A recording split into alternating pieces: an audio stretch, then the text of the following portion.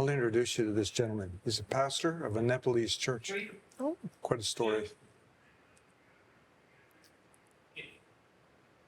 Are these soft counts, I guess? Or apparently they can hear. He's like, can you hear more?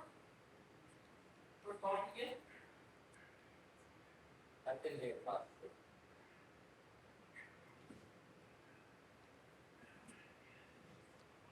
5, 4, 3, 2.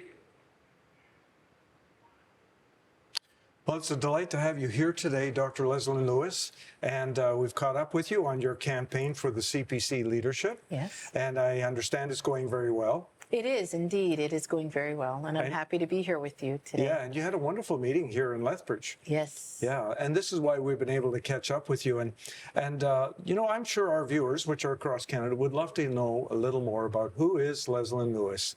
Can you tell us a little bit about your history and your faith? Absolutely. So I entered politics primarily because I wanted to do things differently.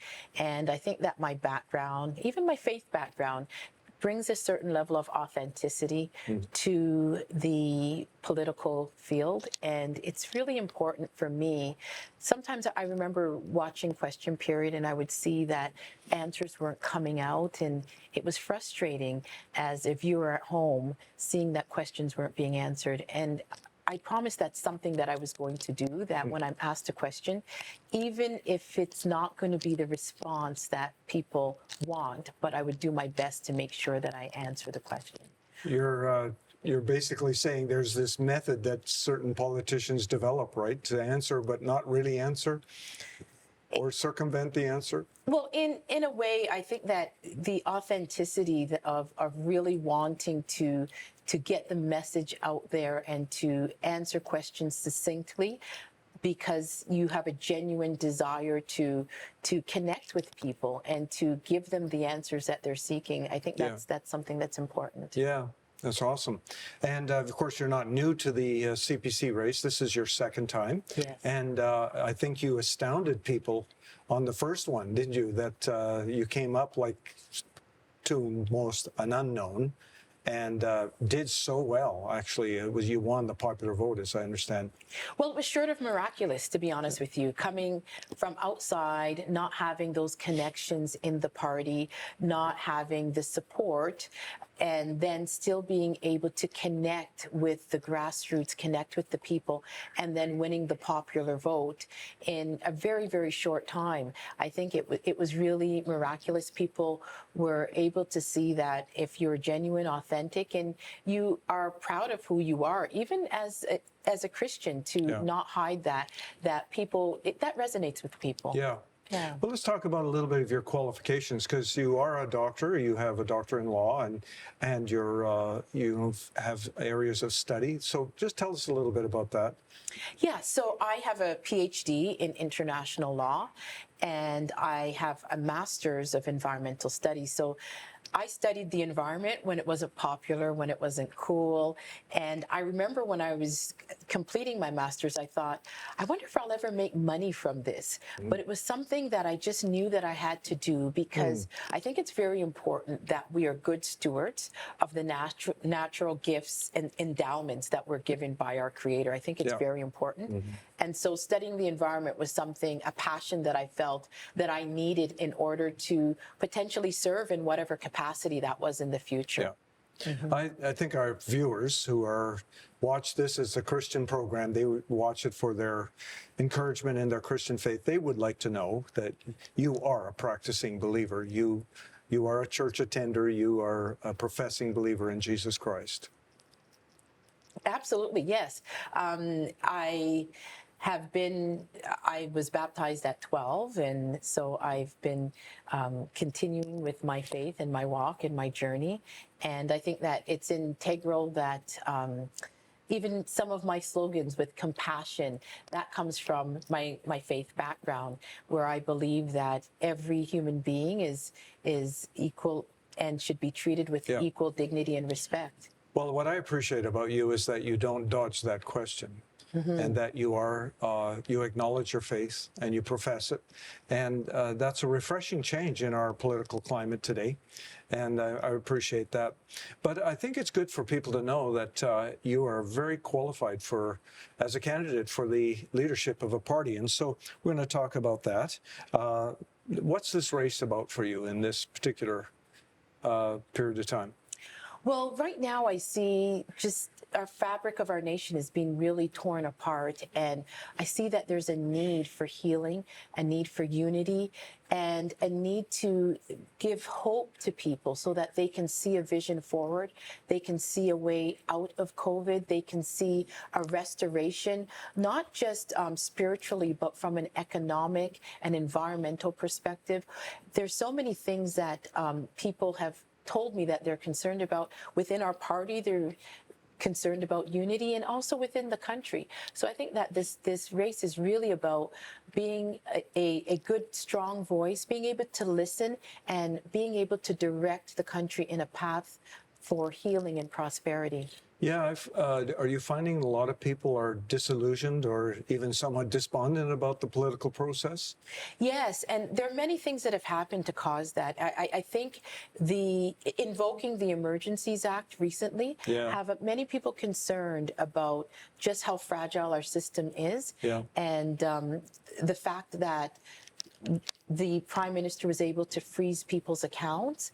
And many people, it doesn't matter what side of the spectrum they're on, whether they're for or against mandates or they believe in what happened. But just the fact that accounts were able to be frozen without due process has people really, really concerned. And I think that type of fear has to be dealt with, has to be addressed. And so there has to be some sort of rebuilding of confidence within certain institutions, such as the government and such as the media. I know that for me was very troubling. Definitely government overreach and it's particularly in a democracy like Canada that has lots of checks and balances, or is supposed to have. The other issue I found was the invoking of the Emergencies Act without the consensus. In history, it's been invoked with almost unanimous approval of the House and beyond. Just seeing that evoked in the manner it was very troubling. Yes, and it is troubling for people because it symbolizes a lack of confidence in our democracy, in our Constitution. And so people are wondering if these rights can so easily be encroached upon, then how fragile is our democracy? Well, I grew up learning about the political system in school, which I think isn't being taught as effectively as it once was, but there are checks and balances for this very thing. Absolutely. So for me, it was shocking, to see that these checks and balances are being ignored. And I really felt that was a shock to me. And well, I have to say, I thought this is unbelievable that we're moving in this direction. And I hope you're a voice that will bring us back to really our Constitution, just the way our government works, is supposed to work. Yeah, and I do believe that we have a very robust Constitution. We have sufficient laws that we can deal with emergencies. We can deal with issues of conflict on a national level without invoking something like the Emergencies Act. So I think that we just have to start rebuilding the trust of the people again, because it was breached, and it is important to address that breach and be able to move forward towards healing. I will ask you a little bit about that in a little later on, about even just the disparity between East and West in our nation. But are you, we're looking at a Conservative Party that from an outsider looks a little disunited right now. And are you the person that can unify the party? Well, I think all the parties are disunited right now, although we're here speaking about the Conservative Party, but we've seen what happened with the Green Party. We've recently witnessed in the Liberal Party that people stood out and said the way that COVID was used to create fear was not good. And so we're seeing this friction in all the parties. But I do believe that I'm the person that can unite the party. I believe in tough conversations, having respectful conversations, and recognizing that we have a diversity of opinions within our party and that everybody's voice should be heard and everybody should have a space where those voices can be heard. I can say from my observation, I'm troubled by so many people who have this view that the leader has to think exactly like me or I won't support them. And they're not really understanding our Canadian political system. It's not exactly like that. It's more of a party that builds a consensus, right? And I know I get troubled by that, and I can see how this has created a more divisiveness in our political system. Yeah, unfortunately, politics is something that's polarizing. And so you have different people at different ends of the spectrum. But what we have to realize as human beings is that even though we have difference of opinions, there's often a middle ground. There's a gray area that we can often agree on. So even something like me being pro-life, and many of my friends are pro-choice, and yet we have really good conversations on policies. And there are a lot of policies that we actually do agree on. Well, I can see you're the kind of person that can do that. I observed that about you. I thought, I think it's amazing. I personally want to say I feel it's a gift of God because, thank you. because not everybody can do that. Thank you. And I see that, many times I've heard you say that exact same thing. I've heard you talk about the big tent and Yes. about, engaging others. And I thought, you know what, reminds me of Stephen Harper, actually. It reminds me of his leadership. He was able to do that to a measure. And I'm impressed with that. And I know we need that in our nation right now for a sense of fresh confidence. Absolutely. Our ministry here, Lifeline Today, but also previous to this, has been involved with media. And our conviction has always been Psalm 72, verse 8. We felt this is what God called us to do, change the spiritual climate in our nation to fulfill Psalm 72, verse 8. He shall have dominion from sea to sea, from the river to the ends of the earth, a perfect description of our geography. And when we see our nation going this way, really, really troubles my wife and I. Because we know God's purpose for our nation, and we do believe it'll come to pass. So we are believing for people like you to rise up and being able to bring that about. And I believe that's a gift, like you just mentioned, that you have a gift from God from that. And Well, I think uniting the country, I think that is something that's positive. And if somebody can come together and heal some of those wounds, I think it's something that many Canadians are looking forward to. So we've been through 2 years that I just give my head a shake. I have never seen anything like this.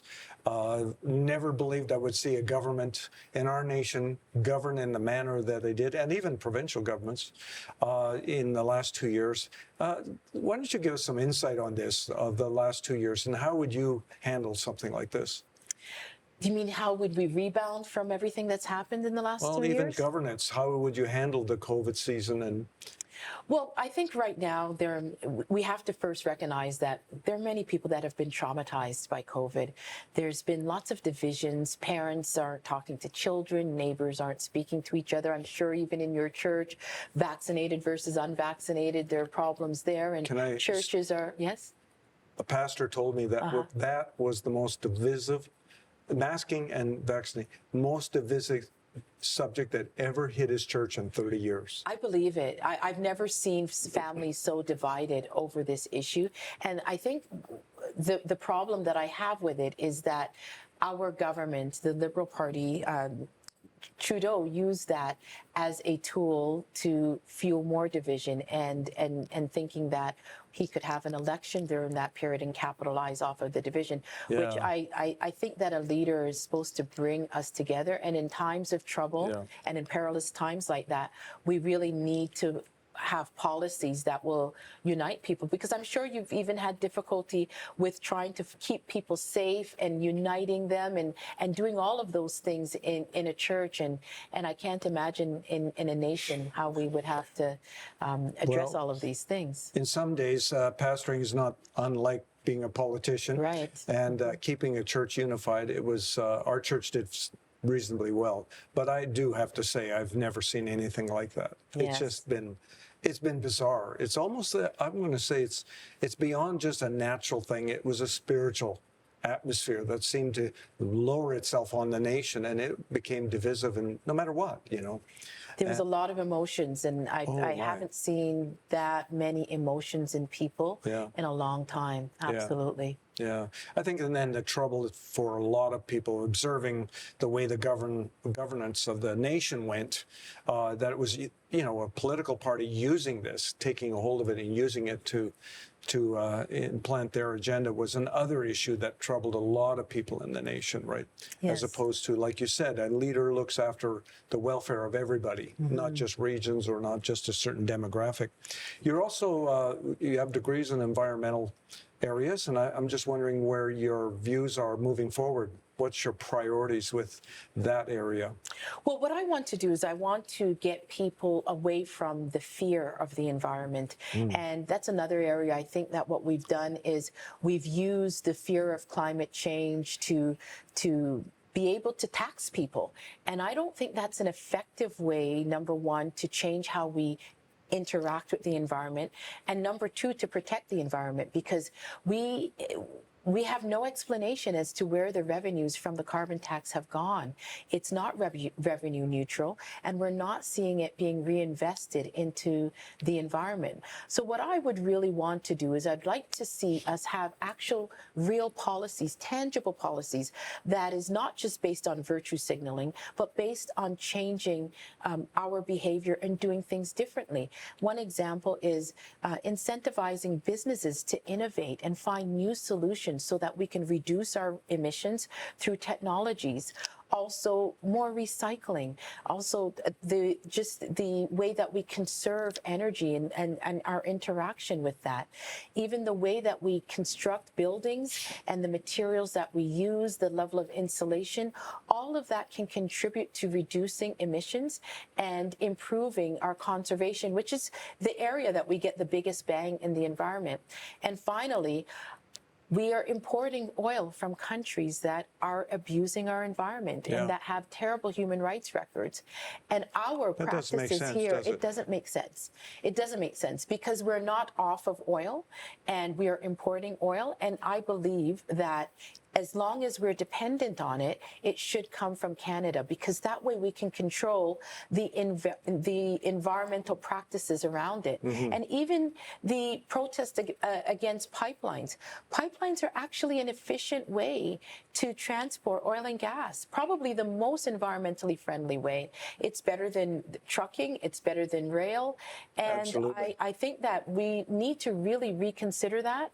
It's very important that we see our oil and natural gas development as a part of our national security and our environmental policy. Of course, these are high priorities for the province in which we live, very much so, and our Premier pushes those very much. Now, you know what you're inheriting if you become the leader of the nation, some horrible inflation, deficits, debt. How would you handle all that? Yes. Well, the first thing that we have to do is we have to make sure that we can bring our supply chains home, that we can start reinstilling confidence in the business sector, especially the small and medium-sized businesses. They employ over 80% of all Canadians, and we have to get Canadians back to work. So we need programs to reinstill confidence in those sectors and start developing again, start bringing our manufacturing back home, start producing more than we're consuming. Yeah, amen. You're pro-life. How does that going to stand as you work within the Conservative Party and potentially the government?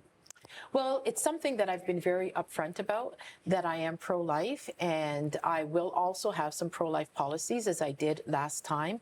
And to be honest with you, at first it was something that the media thought there must be something hidden, or there must be something about this. And because I was forthright about it and letting them know exactly what my beliefs are with respect to life issues, they've just accepted that. That different people, it's either you're going to be pro-life or pro-choice. And I think that once you have policies, once you don't have a hidden agenda, the people will recognize that we all have our individual beliefs, and we can all work together for the benefit of Canadians. I admire your courage in that, because there is this atmosphere that says you can't talk about that or you can't be pro-life, but I admire that you stand for that. I want to ask you another question because it's really relevant to people who live in the West, and that for decades now there's been an inequity in the electoral system, favoring central Canada's, favoring the population centers, and minimizing the electoral influence of the West. Is there any idea in your future to address this in Canada? I know it's a long situation. It's not been resolved for a long time. Yes, so the ridings in the West had more people that a member of parliament had to represent. I think the average was maybe, about 140,000 versus 98,000 in provinces like Ontario. So there is a redistribution. So Alberta will be getting 2 more seats. And so that formula is there for redistribution. But I know that there are other things that concern Albertans, such as the equalization payment. And I'm hearing that it was very, very tough, especially during perilous times like that we had with COVID. There was no way of recalculating that formula to say, okay, you're having a tough time now. Maybe there's a way that we could reduce that. And so although the formula is something that's constitutionally entrenched, I think that there's a conversation to have with Canadians about a more equitable and fair way to deal with issues, especially when we have a crisis like COVID. And we've got to move ahead here, but let me ask you, how's your development in the bilingual issue? Yes, so that's been one of the greatest experiences, I think, of this, because I have been taking French and been working very hard at it. And it's coming along quite nicely. Unfortunately, because of COVID, I wasn't able to do a French immersion program, which I think will accelerate the learning. So I'm looking forward to doing that, and I'm looking forward to improving my French and one day being bilingual. Well, that's wonderful. And I know if you're making a good effort, everyone understands that, right? Thank you very much. Well, thank you for being with us. We've run out of time, but I'm going to invite our viewers, as Joan and I will close this program in a few moments, to really pray for you. Oh, thank you. Believe that we have a real opportunity here as believers to pray for a very principled, believing candidate for the CPC leadership, but also potentially Prime Minister. So we would love to see that someday. God bless you. God bless you too. Thank you for having me.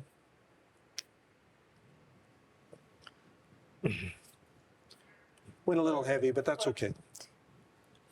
That one.